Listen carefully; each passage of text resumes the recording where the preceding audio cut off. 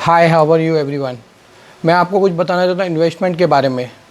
आपको ये बताना चाहता हूँ कि आप अपना पैसा किस तरीके से यूज़ कर सकते हो आने वाले टाइम पे, जो आपके लिए बहुत सारा महत्वपूर्ण एक अमाउंट आपके बच्चों के नाम पे छोड़ सको आप, और आपके बच्चे भी आपसे कुछ सीख सके इन्वेस्टमेंट कैसे की जाती है। ये इन्वेस्टमेंट मैं इसके लिए बता रहा हूँ, मैंने इसके बारे में बहुत क्लासेस ली और पे किया, और उसके बाद मुझे ये जानकारी मिली। मैं चाहता हूँ कि आप भी ये जानकारी पे लाभ उठाएं और उसके साथ आप भी इसके साथ बेनिफिट कर सके। मेरे कहने का मतलब ये है इन सिंपल एंड स्वीट कि आप अपने लाइफ में अलग अलग वे से इन्वेस्ट करना चालू करें। जो आप एक सैलरी बेसिस में कर रहे हैं हाल फिलहाल, आप एक अपना बिजनेसमैन के थ्रू कर रहे हो, आप एक इन्वेस्टर भी बन सकते हो। इन्वेस्टर का मतलब ये होता है कि आप अपने इन्वेस्टिंग करो जो प्रोडक्ट पे, जो वैल्यू पे, उसका आपको लॉन्ग टर्म पे बहुत बड़ा बेनिफिट मिले। अब मैं बताना चाहता हूँ, इंडियन सेविंग में पीछे नहीं है। हर कोई इंसान सेविंग करता है, बट पैसा रोक के रखना ये अच्छी बात नहीं है। मैं बताता हूँ उसके पीछे रीज़न्स। जब आप अपने मदर, फादर, दादा दादी से सुनते हैं 1000 रुपये की एक कीमत है बहुत बड़ी, आज के तारीख में वो कीमत बहुत कम हो जाती है, ना के बराबर। उसके पीछे रीज़न ये है कि इन्फ्लेशंस, वैल्यू बढ़ जाती है हर टाइम। आज 1000 रुपये की कोई कीमत नहीं है, बट एक टाइम पे 1000 रुपये से शायद एक इंसान घर भी ले सकता था आज से 50 साल पहले, क्योंकि वो वैल्यू बहुत बड़ी थी। तो आप अपना सोर्सेज कैसे बढ़ा सकते हो इन्वेस्टमेंट के पॉइंट ऑफ व्यू से, मैं आपको वो बताना चाहता हूँ आज। फर्स्ट थिंग, आप एफडी कर सकते हो, जो एफडी बेसिक सब कोई इंसान करता है। दूसरा चीज़, आप इन्वेस्ट कर सकते हो कोई बिज़नेस में उसको बढ़ाने के लिए। तीसरा चीज़, स्टॉक मार्केट। चौथा चीज़, म्यूचुअल फंड्स। आपको डिसाइड करना है आपको कौन से तरीके से इन्वेस्टमेंट करना है, बट मैं बेसिकली यहाँ पे आपको स्टॉक मार्केट के बारे में बेसिकली पूरा डिटेल्स के साथ बता सकता हूँ, कैसे इन्वेस्ट की जाती है, कौन से फंडामेंटल्स देखने चाहिए, कौन सा टेक्निकल वर्ड सीखना चाहिए।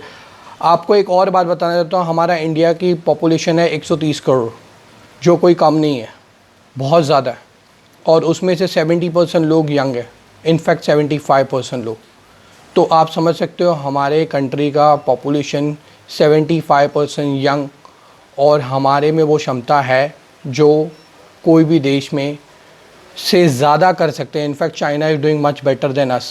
क्यों? रीज़न क्या है आपको मालूम है? चाइना 15 साल हम लोग चाइना से पीछे है आज भी, 15 ईयर्स। आपको मालूम है अमेरिका इज़ नंबर 1, 2 ट्रिलियन का टर्नओवर है। सेकेंड इंपॉर्टेंट थिंग, आपको एक बात बताना चाहता हूँ, China second important thing, China 15 trillion का टर्नओवर है। थर्ड कंट्री जापान 5 ट्रिलियन का टर्नओवर है। इंडिया 2.5 ट्रिलियन है अभी भी। तो आप समझ सकते हो मैं आपको क्या बताना चाहता हूँ।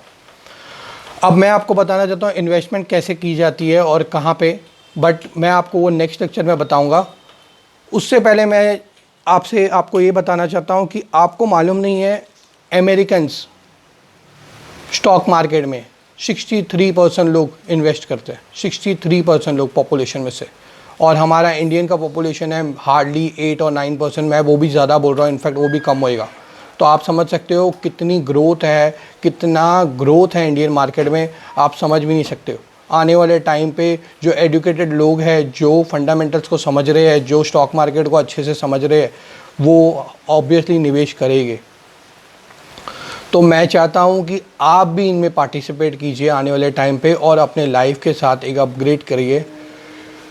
फंडामेंटल समझने के बाद, बिना फंडामेंटल समझने के पहले आपको मैं कभी भी ये नहीं बोलूँगा कि आप इन्वेस्ट कीजिए।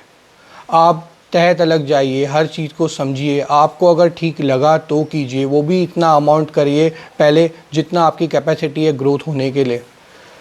एज ऑफ नाउ मैं यहाँ पे अभी आपको धन्यवाद करता हूँ, और मैं आपको नेक्स्ट लेक्चर में बताऊँगा किस तरीके से इन्वेस्टमेंट को, कैसे स्टार्टिंग से बेसिक कैसे चालू होता है, और कैसे आप उसके टेक्नोलॉजी, फंडामेंटल, मैनेजमेंट और उसके पी रेशो सब कुछ कैसे आप जान सकते हो। स्टॉक की ग्रोथ, कंपनी का पूरा नॉलेज आपको मैं अगले वीडियो में कोशिश करूँगा थोड़ा थोड़ा करके दूँ।